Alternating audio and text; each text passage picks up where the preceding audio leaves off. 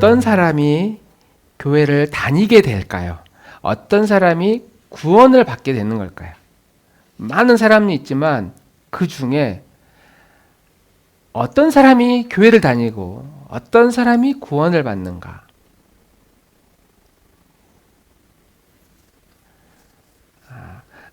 다시 설명해 보면 교회를 다니고 구원을 받기에 좀 유리한 사람이 있을까요? 하늘이가 생각할 때 좀 유리한 사람이 있을까요? 없을 것 같아요. 자, 민수야, 눈을 피하지 마렴. 교회를 다니게 된 사람, 혹은 구원을 받는 사람은 그렇지 않은 사람과 뭔가 유리한 환경이나 조건이 있을까요?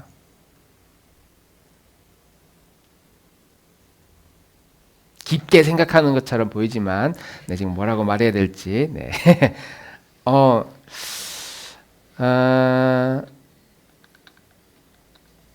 제 개인적으로는 그 사람이 구원됨에 대해서는 잘 모르겠는데 교회를 다니게 된 것에 대해서는 좀 유리한 조건이 있긴 있는 것 같아요. 일단 부모님이 교회를 다니면 이 자녀도 교회 다닐 가능성이 매우 커요. 그렇죠. 대부분 그러니까. 그리고 모태신앙으로 태어난 것. 태어났는데 부모님과 가족들의 종교가 다 기독교야. 그러면 그것 자체가 구원을 보장해 주는 것은 아니지만 구원을 받기에 훨씬 좋은 유리한 조건이라고도 할 수 있지 않을까? 이런 생각이 저는 들어요.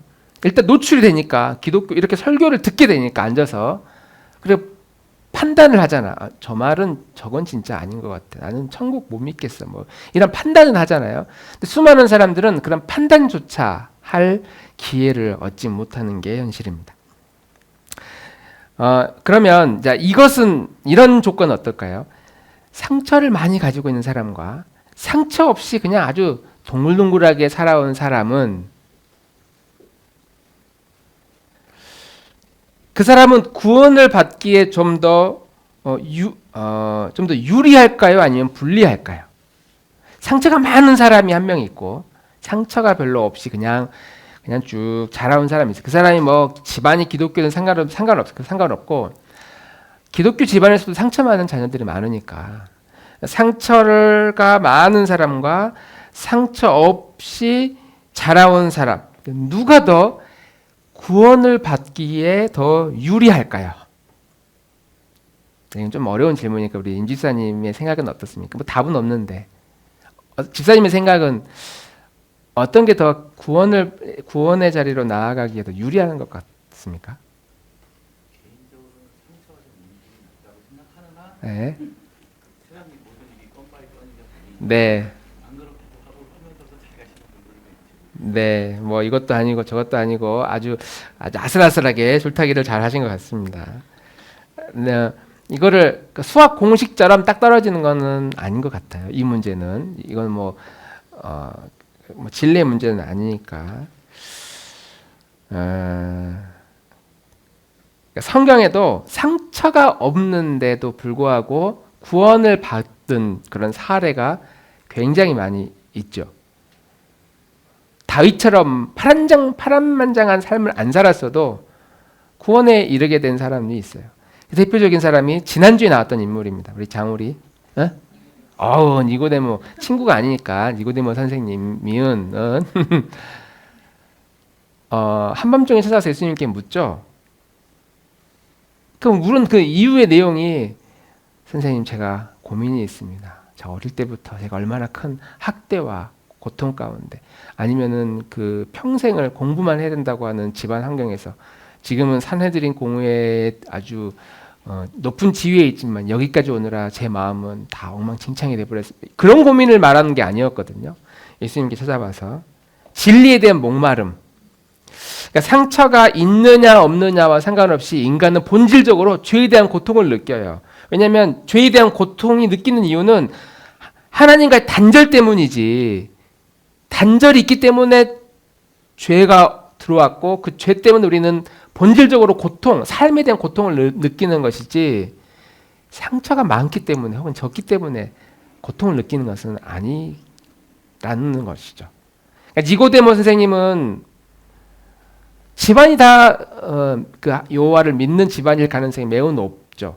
근데 그런 집안의 분위기에 부응해서 아주 초엘리트가 되었어요. 유능한 종교학자였고 신학자였고 정치인이었고 행정가였을 것입니다. 근데 그가 가진 고민은 진리에 대한 목마름이었지 상처에 대한 고민은 아니었어요. 신약 성경의 거의 절반 이상을 썼다고 하는 사도 바울도 상처가 많아서 하나님을 만나게 된 케이스가 전혀 아니거든요. 오히려 자기가 가지고 있는 그 율법에 대한 그 열심, 열정, 태어난 지 8일 만에 할례 받는 정통 유대인, 히브리인 중에 히브리인. 법으로는 율법으로는 자기는 바리새인이고 얼마나 열심히 했느냐. 교회를 핍박하고 박해하던 사람이고 율법으로는 나는 아무 흠이 없는 사람이라고 자랑할 만큼 바울에게 있어서는 뭔가 공격할 만한 틈이 전혀 없는 그런 완벽주의적인 사람이었음에도 불구하고 그는 예수님을 만났거든요. 그러니까 상처가 있는 사람 혹은 상처가 없기 때문에 하나님을 만나는 것은 이것은 그 인과관계는 아닌 것 같다라고 말할 수 있습니다. 그러면 상처가 있는 사람은 구원의 일을 그 가능성이 낮냐? 그것도 그렇지 않죠. 상처가 많은 환경에서 자라면 일단 마음이 가난해요. 삶에 대해서 겸손해져요. 이게 내 뜻대로 되는 게 없구나. 내가 아무리 똑똑하고 아무리 잘나도 이건 내가 계획한 대로 인생이 되는 것은 아니구나. 이것을 일찍 깨달아요. 상처가 많은 사람은. 그리고 그렇게 인생에 있어서 이게 내 뜻대로 내 계획대로 안 되는구나라고 무엇인가를 딱 포기하는 그 순간 그 빈틈에 복음이 들어올 가능성이 매우 높습니다.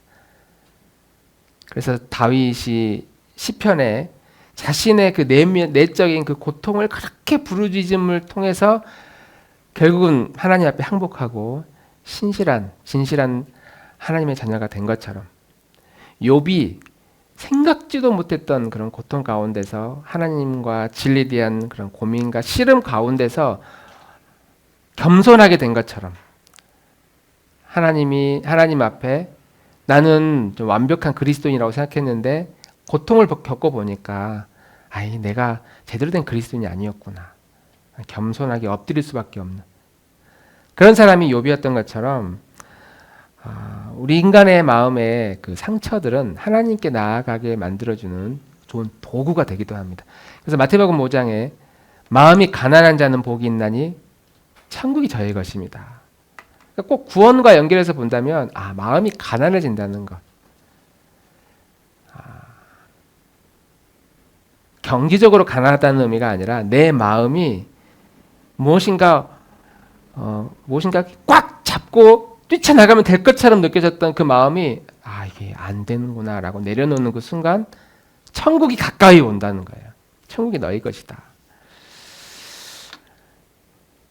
이런 상처가 있어도 구원에 이를 가능성은 여전히 존재한다라고 말할 수 있습니다. 그리고 그런 사람 중에 대표적인 인물이 오늘 우리가 함께 읽은 사마리아 여인의 모습이라고도 할 수 있습니다.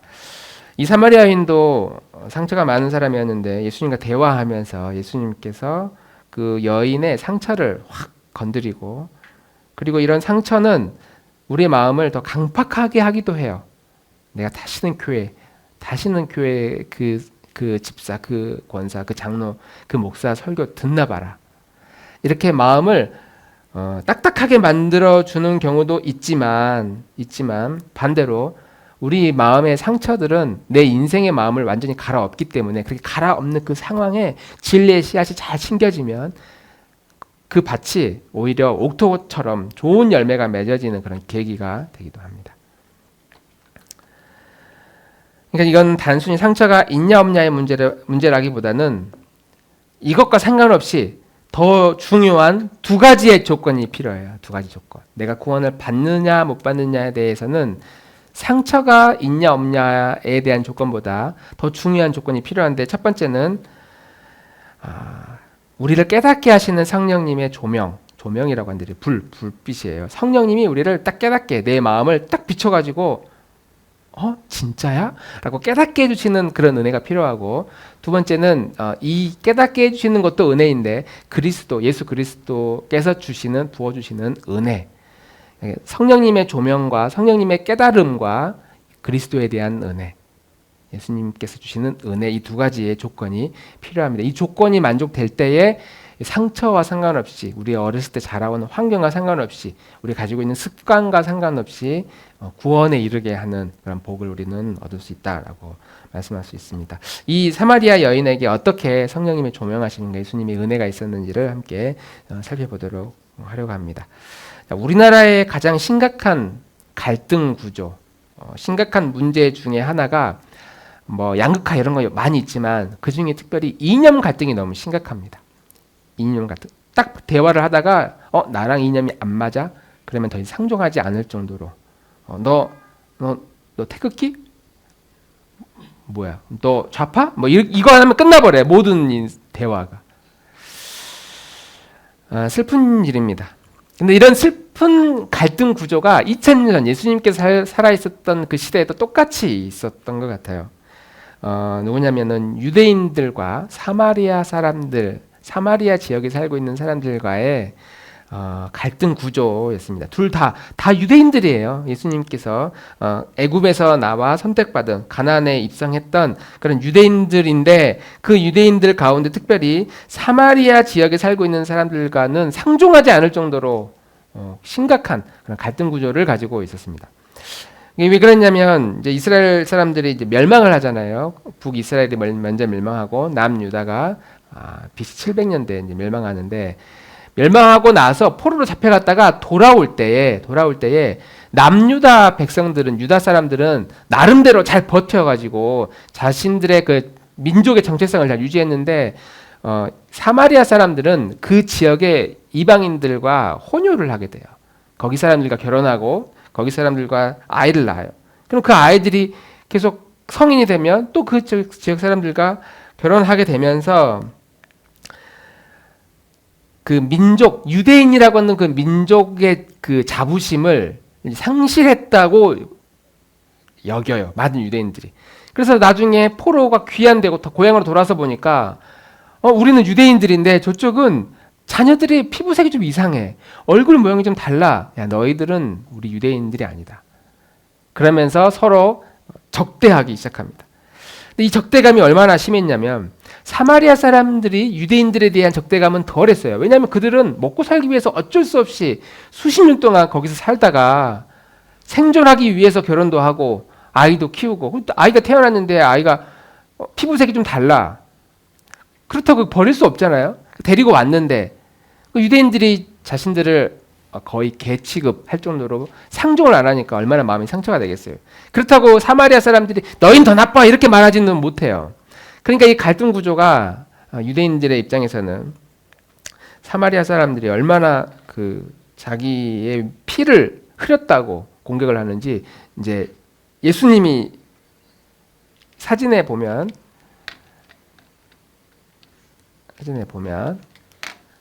네.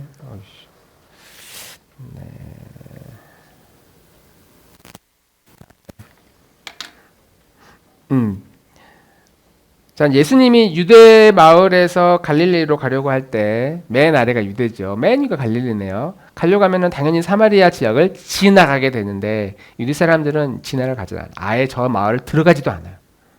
상종도 안 한다고 했으니까. 인간 취급을 안 하니까. 내가 한 일주일 더 걸리더라도 너네 마을은 내가 통과 안 한다. 그래서 이렇게 빨간색 표 시대로 돌아서 저기 새길이 요단강인데, 저 요단강을, 남요단강을 건너가지고 북쪽으로 올라가서 다시 북요단강을 건너가지고 나사렛 지나서 갈릴리로 들어가요. 유대인들이 그래서 상종을 안 해요. 근데 또 예수님의 스타일이 있잖아요. 저렇게 유대인들이 한다고? 그래, 너희가 어떻게 나오나 보자 하면서 저기를 뚫고 가요. 사마리아 지역으로 갑니다. 제자들은 좀 아무 말도 못했겠죠. 그리고 예수님께서 가셨던 저 사마리아 지역 안에 수가라고 하는 동네가 있는데, 이 동네에 가서 피곤하셨는지 이제 그 마을에 있는 그 우물 곁에 그대로 이제 앉았다. 4장 6절은 그대로 앉으시니라고 했는데 원문에는 털썩 주저앉았다. 얼마나 피곤했는지 우물 곁에서 털썩 주저앉고 거기서 이름이 알려지지 않는 한 여인을 만나게 됩니다. 이 여인은 이름이 없어요. 수가가 여인 이름이 아니에요. 수가 성에서 살고 있는 한 여인입니다. 자, 그 여인에게 이제 예수님과의 대화가 시작합니다. 그 여인에게 물 좀 달라고 하죠. 7절 같이 한번 읽어보겠습니다. 시작. 나왔다. 예수께서 그 여자에게 마실 물을 좀 달라고 말씀하셨다. 9절까지 시작. 제자들은 먹을 것을 사러 동네에 들어가서 그 자리에 없었다. 어떻게 사마리아 여자인 나에게 물을 달라고 하십니까? 유대 사람은 사마리아 사람과 상종하지 않기 때문이다. 자, 이 여인 이제 물을 좀 달라고 하니까 딱 보니까 유대인이에요. 예수님은 유대인이잖아요. 그 유대인이 나한테 말을 걸어요. 아마 새로운 느낌이었을 거예요. 저 유대인이 나한테 말을 건다고?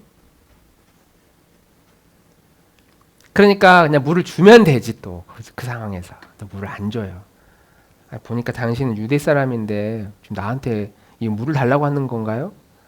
가로 열고 유대 사람은 사마리아와 상종하지 않기 때문에 이 여인은 생각지도 못한 지금 부탁을 받은 거죠. 그냥 물을 주면 되는데 냉소적으로 반응하는 겁니다. 누군가의 부탁을. 이미 이 여인의 마음은 꼬여 있어요. 지금 이렇게 말을 거는 걸 보니까. 그러자 이제 예수님이 이제 이렇게 대답하죠. 10절 세 번역입니다. 12절까지 시작. 예수께서 그 여자에게 대답하셨다. 내가 하나님의 선물을 알고 또 너에게 물을 달라는 사람이 누구인지를 알았더라면 도리어 내가 그에게 청하였을 것이고 그는 너에게 생수를 주었을 것이다. 여자가 말하였다. 선생님, 선생님에게는 두리박도 없고 이 우물은 깊은데 선생님은 어디에서 생수를 구하신다는 말입니까?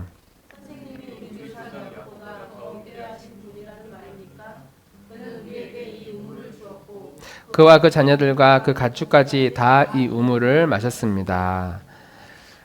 당신에게 물을 달라고 하는 내가 누군지 알았더라면 너는 아마 나에게 물을 오히려 달라고 했을 것이다. 내가 누군지 알았더라면. 그리고 난 너에게 물을 줬을 것이다.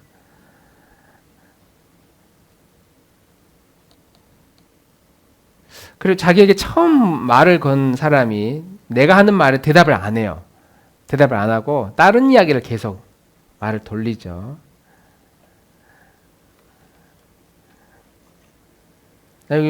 예수님이 갑자기 물을 준다고 하니까 두리박도 없으면서 이 우물 엄청 깊은데 어떻게 저에게 물을 주십니까? 근데 이 물을 먹으면 너는 영원히 목마르지 않을 것이다. 신비의 물이다. 그러니까 또 우리말로 속 없이 아니 그렇게 좋은 물이면 저를 좀 주십시오. 그 물 좀 저러 주십시오. 라고 하면서 대화에 꼬투리 잡는 대화의 그 끝장을 서로가 보고 있습니다. 의도가 담긴 말을 지금 계속 하고 있는 거예요. 사람의 말에 의도가 담기기 시작하면 그 끝은 싸움이거든요. 특히 부부 사이에 가정에서 말은 했는데 그 말에 어떤 의도가 있어. 그러면은 절대 사람의 딱 그 의도가 있다는 걸 느끼면 액면 그대로 받지 않거든요. 그 의도가 뭔지 그걸 말하라. 그러면서 이 대화가 이제 꼬이게 되는데 지금 예수님과 이 여인과의 대화도 의도가 있어요. 주님이 주시겠다고 하는 그 생수 호기심을 갖습니다. 그게 뭔지 모르겠지만 그러면 그걸 저에게 좀 주십시오. 라고 하는 그때 예수님이 기다렸다는 듯이 가서 너 남편 좀 데려와라. 16절입니다. 같이 한번 읽어보겠습니다. 아이고, 중요한 구절을 빼먹었네. 16절. 예수께서 그 여자에게 말씀하셨다. 가서 내 남편을 불러와라. 그 여자가 대답합니다. 나에겐 남편이 없습니다. 예수께서 여자에게 말씀하셨다. 남편이 없다고 하는 네 말이 맞구나. 너에게는 남편 5이 있었으나 지금 같이 살고 있는 남자도 내 남편이 아니구나. 너 말이 맞다. 이렇게 이제 대화가 진행이 됩니다. 이제 이 여인이 이렇게 말의 의도가 담긴 이유는 마음이 이렇게 꼬여 있기 때문이에요. 여러분 마음에 꼬임이 있으면 엄마 아빠가 뭔가를 요구할 때, 뭔가 부탁할 때 액면 그대로 대답을 잘 안 하게 되거든요. 한번 잘 생각해 보세요. 혹은 부부 사이에, 혹은 직장에서 내가 아주 불편해. 근데 불편한 그 사람이 나한테 와가지고 뭔가 말을 해. 그럼 거기에 우리는 꼭 꼬리표를 답니다. 솔직하게 대답을 안 하고 뭔가 대화에 길을 잃어버린 그 마음의 그 불편함을 어떤 식으로든 표현하기 마련이에요. 그 여인의 마음은 지금 꼬여 있고 무엇인가 응어리가 져 있다. 그래서 사람들은 그런 사람들의 눈을 이 여인에 대해서 평가하기를 사람들의 눈을 피해 대낮에 물을 기르러 왔고 그래서 예수님과 단둘이 만나게 되었다. 이렇게 표현하는데 이 여인이 동네 사람들의 눈을 피해서 대낮에 물을 기르러 왔다는 그런 내용이 정확하지가 않아요. 이 여인이. 그러니까 사람들을 피해서 대낮에 온 게 아니라 그냥 대낮에 온 것이지 사람들하고 관계가 막 불편하거나 그렇게 평가를 하지만 그런 여인은 아니었어요. 왜냐하면 예수님을 만나고 나서 이 사람이 우리의 메시아구나라고 깨닫고 나서 마을로 뛰쳐 들어가지고 사람들한테 복음을 막 전하거든요. 근데 여인이 이 사람들과의 이 불편한 이 관계, 그런 관계 가운데서 도망치듯 사람 만나기 싫어가지고 물을 기르러 왔다면 메시아를 만났다고 하는 그 말에 무슨 무게가 실리겠습니까? 근데 이 여인이 가가지고 내가 메시아를 만났습니다라고 이야기하니까 그 여인이 무슨 일이야? 누구누구 하면서 다 쫓아와요. 마을 사람들이. 예수님 말씀을 듣고 거기서 구원을 받는 놀라운 은혜가 일어납니다. 그러니까 여인에 대한 평가가 그렇게 부정적이지는 않았어요. 사람들은 그냥 좀 불쌍한 여인, 안타까운 여인. 야, 저 사람 진짜 열심히 사는데 어떻게 저렇게 하는 일마다 저렇게 꼬일 수 있을까? 하는 그런 연민의 마음이 있었고 이 여인도 이 수가성 사람의 이 수가성의 여인도 이런 연민, 이런 고통 때문에 굉장히 괴로워하던 여인이었구나. 남편이 5명이 있다는 것 자체가 뭐 음란하거나 부도덕한 사람으로 치부할 만한 것은 아니었을 것이다. 여인이 먹고 살기 위해서 혼자는 여성으로서는 혼자 가장으로 살 수 없기 때문에 행복한 소박한 그런 꿈, 아마 잘 살고 싶은 마음 때문에 좋은 남자를 만나고 싶은 그런 마음으로 만났는데 뭐 부득이하게 첫 번째 남편이 병으로 일찍 죽어. 그래서 다시 있는데 또 어떤 두 번째 남자와 결혼을 했는데 사고로 또 죽어. 만나는 사람마다 이상하게 뭐 이혼을 하거나 뭐 버리는 막 그런 것도 아니야. 아무튼 고통 가운데서 어떻게 헤어지고 이런 자기 인생이 왜 이렇게 꼬이나라고 하는 그 스트레스가 굉장히 컸던 것 같습니다. 남성 중심 사회에서의 여성으로 살아야 되는 그 고통, 소수민족으로서 사마리아인으로 살아야 되는 그 편견, 로마 제국의 억압. 아마 이런 사회에서 내가 좋은 남자를 만나서 나는 그냥 잘 살고 싶은 마음뿐인데 왜 내 인생이 이렇게 꼬이지? 그러니까 이런 내적인 큰 갈등 속에서 살고 있었던 여인이었다. 이 사람이 뭐 인생에 뭐 대박을 꿈꾸거나 그래서 남자를 버리고 더 좋은 남자를 쫓았다거나 그런 사람이라면 예수님을 만나가지고 이런 질문을 하지도 않았어요. 아니 우리 사마리아 사람은 이 그린신 산에서 예배를 드리는데 유대 사람은 다른 곳에서 예배를 드린다고 하는데 어디가 맞는 겁니까? 예수님에 대한 그 질문의 내용이 굉장히 경건한 질문을 하거든요. 영적인 질문을 하거든요. 먹고 사는 질문. 나 어떻게 살아야 됩니까? 이런 질문도 아니에요. 근데 그 말은 여인의 평소의 관심이 이런 내적 갈등, 영적인 문제에 대해서 고민을 하고 있는 사람이었다라고 말할 수 있습니다. 그러니까 이 사람은 내가 남편 5이 있다는 사실을 어떻게 알았지? 라는 질문과 함께 이런 사람이라면 내 마음의 그 궁금증을 좀 해결해 줄 수 있지 않을까 해서 던지는 질문이었습니다. 그 질문의 시작이 무엇이었냐면 가서 남편을 데려와라. 여인이 가지고 있었던 그 내적인 그 갈등의 가장 그 출발점, 마음의 상처의 출발점이었던 그 부부관계의 이 문제를 예수님께서 탁콕 집어서 말씀하고 있었다는 것이죠. 아담이 선악과를 따먹은 다음에 두려워서 숨습니다. 그리고 하나님이 질문합니다. 아담아 어디 있느냐? 아담아 어디 있느냐? 이렇게 질문을 하죠. 근데 하나님이 몰라서 묻겠어요. 다 아는데도, 아담이 어디 숨었는지 다 아는데도 숨어있는 아담에게 들으라고, 아담 어디 있느냐라고 묻거든요. 죄를 짓고 도망친 인간에게 던진 질문입니다. 그리고 이런 류의 질문들을 성경은 끊임없이 우리들에게 하고 있어요. 너가 지금 있어야 될 그 자리가 너의 자리냐? 너 지금 어디 있냐? 이런 질문들이 성경에 많이 있고, 이런 질문이 우리에게 던져질 때마다 이 질문을 피해서는 안 되는 것이죠. 제자들에게 하는 질문도 있습니다. 예수님께서 베드로를 부르셨는데, 언제 부르셨나요? 언제 베드로를 또 찾았느냐? 언제 질문을 하느냐? 예수님께서 십자가에서 죽으시고 부활하신 이후에 다시 제자들 찾아가서 고기를 잡아온 고기를 구워다가 같이 이제 저녁 식사를 쫙 나누고 나서 베드로에게 이렇게 질문을 해요. 사랑하는 베드로야, 너가 나를 사랑하느냐? 사랑하는 베드로야, 너가 나를 사랑하느냐? 너가 나를 사랑하느냐? 3번이나 질문을 합니다. 몰라서 던지는 질문이 아니라 베드로에게 뭔가 미션을 주기 위한 질문이었다. 사랑하지 않아서 도망간 그 베드로의 마음에 그 뼈 때리는 질문이거든. 너가 어떤 사람인지 난 너를 잘 알고 있어 라고 하는 뼈 때리는 그런 질문. 그리고 이 질문에 대해서 화를 낸다거나 짜증을 낸다거나 문제를 회피한다거나 그러지 않고 엎드려서 주님, 제가 주님 사랑합니다. 주님, 제가 주님 사랑합니다. 알지 않습니까? 다른 대답으로 이 질문을 피해가지 않아요.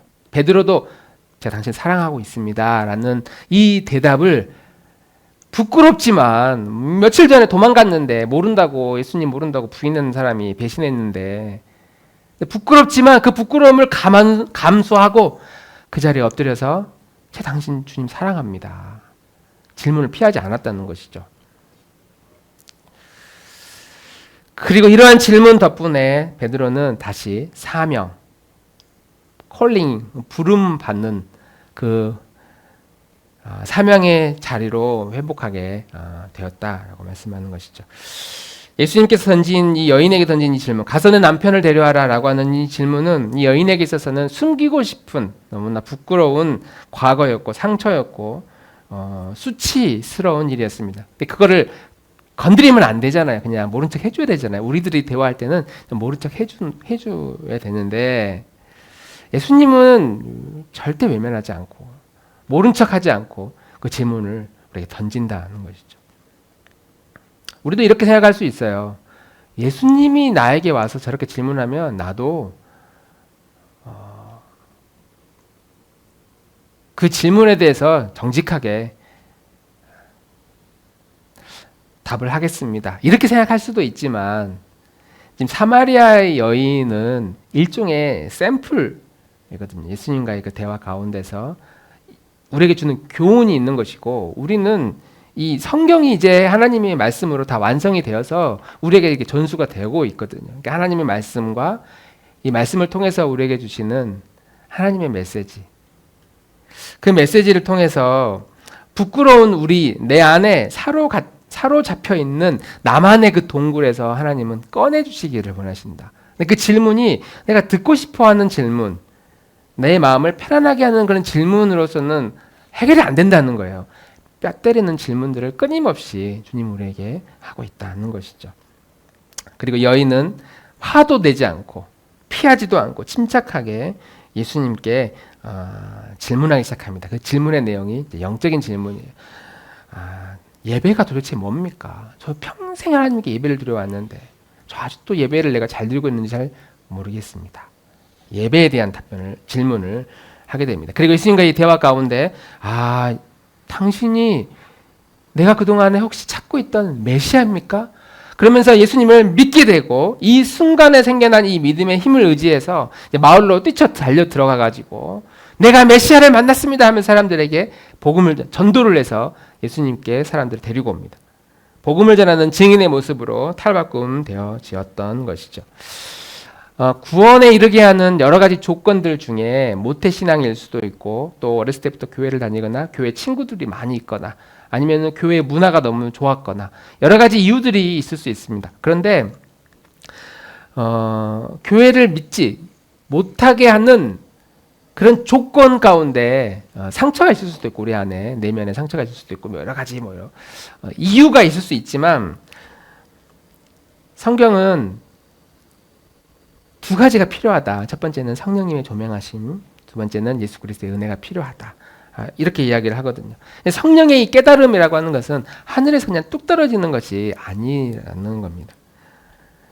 이 여인에게 그냥 우연하게 물가로 갔는데 우연하게 예수님을 딱 만났고 우연히 예수님이 가서 남편을 데려와라 툭 던진 질문이 아니었고 그 던진 질문에 그냥 마음을 열어서 대답했기 때문이 아니라 끊임없이 이 여인은 질문하고 있었어요. 자기의 이런 상처가 많지만 그런 상처 때문에 인생의 문제를 이렇게 덮은 게 아니라 끊임없이 질문하고 있었어요. 영적인 그런 갈등, 예배에 대한 고민들, 구원에 대한 또 천국에 대한 신앙에 대한 이런 많은 고민들을 하고 있었던 것이죠.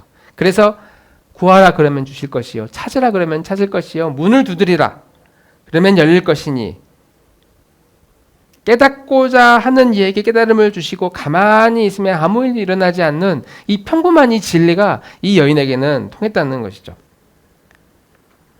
예수님과 대화하는 그 순간에 야, 이 사람이구나 하면서 그 영적인 예배에 대한 질문들을 쏟아내기 시작했다.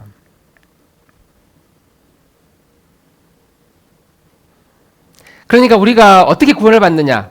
모태신앙으로 20년, 30년 오랫동안 교회를 다녀도 구원에 이르지 못할 수도 있어요. 너무 무서운 이야기죠. 오히려 이번 주에 아니 다음 주에 한 번도 교회 안 다녀본 그 초짜 교회 와가지고 이렇게 앉아가지고 설교를 듣다가 복음을 영접하고 내가 예수님을 믿기로 마음을 먹었습니다. 예수님을 믿기 시작하면서 아주 늦게 신앙생활을 시작한 사람이 우리보다 천국에서 훨씬 더 성경의 표현대로 더 큰 상급을 받을 가능성이 매우 높다. 매우 높다. 먼저 된 자가 나중된다고 했고 나중된 자가 먼저 된다고 하니 이 중에 천국 갔는데 제가 제일 핫발일 수도 있고 이렇게 설교를 많이 하고 여러분들은 이렇게 앉아만 있음에도 불구하고 앉아있는 여러분들이 천국에서 훨씬 더 많은 상급을 받을 가능성이 매우 높다는 거예요. 이게 정말 저로서는 이게 안타까운 일이죠. 저로서는 저도 그냥 그렇게 앉아서 그냥 듣고만 있으면 차라리 낫겠다. 예전에는 목사가 되면은 그래도 천국에서 받은 상급이 얼마나 클 것이냐 이렇게 위로의 말을 신학교에서부터 많이 들어왔는데 신앙생활 하다 보니까 진리를 배우다 보니까 야, 꼭 그런 건 또 아니구나 이런 생각 때문에 먼저 된 자도 나중되고 나중된 자가 먼저 될 수 있다는 것입니다. 그런데 이 두 가지 조건만 충족이 된다면 깨닫고자 하는 그 깨달음, 우리 안에 뭔가 깨달음이 있어. 계속. 아, 그렇구나. 아, 나도 저렇게 살아야 되겠구나. 그게 동의가 되고, 그리고 교회를 다닐 수 있는 환경이 아니야. 우리 집안 아무도 교회를 안 다녀. 나만 다녀. 아니면 심지어 교회를 못 가게 해. 아니면 주일만 되면 막 자꾸 친구들이 나를 불러. 그럼에도 불구하고 부족하지만 계속 내가 그래도 난 교회 갈 거야. 나는 신앙생활 할 거야. 이 자리를 내가 꼭 지킬 거야. 이런 생각이 든다면 그것은 하나님이 주신 특별한 은혜라는 것이죠. 설교를 들을 때 진짜 그런가? 하나님이 진짜 나에게 그런 일을 하셨나? 계속 깨닫게 되고 그렇구나라고 이런 깨달음이 계속 진행되어지고 그리고 도저히 예수님을 믿을 수 없는 그런 환경임에도 불구하고 내가 이 자리를 지켜야 된다는 생각이 들고 있다면 그것은 내 의지가 아니라 하나님 주신 은혜다라고 하는 것이죠. 성령님의 깨달음과 그리스도께서 주시는 그 은혜가 오늘 우리 이 자리에 우리를 이렇게 버티게 하고 있다라고 하는 것입니다. 모든 모태 신앙인들이 다 참된 믿음의 자리로 돌아오는 것은 아니기 때문이죠. 기독교 집안에 자랐어도 주님을 떠난 사람이 굉장히 많이 있습니다. 목회자로 살아도 하나님의 말씀과 상관없이 살아가는 목회자들도 되게 많이 있고요.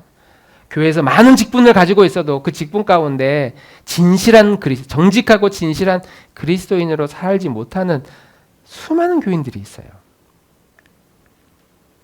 만약 우리가 우물가의 여인처럼 물가에서 이렇게 막 물을 기르고 있는데 예수님께서 이렇게 질문을 딱 해요. 내가 듣기 싫은 질문을 딱 해요. 목사님 또 저 이야기하네. 저 사람 또 나한테 내 마음을 저렇게 찌르네. 그러면 우리는 일반적으로 어떻게 반응하냐? 자, 앉아봐. 내가 남편이 5명이 있을 수밖에 없는 내 상황을 넌 모르지?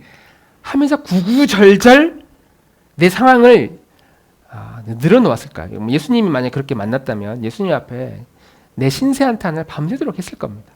내가 이렇게 살 수밖에 없는 이유, 내 짐이 얼마나 무거운지, 내가 이렇게 열악한 환경 가운데서 이렇게 버티고 있는 그 이유가 무엇인지, 내가 얼마나 죽을 것 같은지 예수님 당신 압니까? 라고 하면서 막 하소연했을 거예요. 그래서 성경은 우리에게 나를 불편하게 하는 이런 수많은 질문들을 끊임없이 던집니다. 내가 무엇을 의지하며 살고 있는지, 내가 누구를 바라보면서 살고 있는지, 내가 뭘 두려워하고 있는지, 내가 왜 그렇게 화를 내는지, 우리가 가지고 있는 각자의 그런 단점과 약점들이 있는데 그 약점에 대해서 계속 질문을 던져요.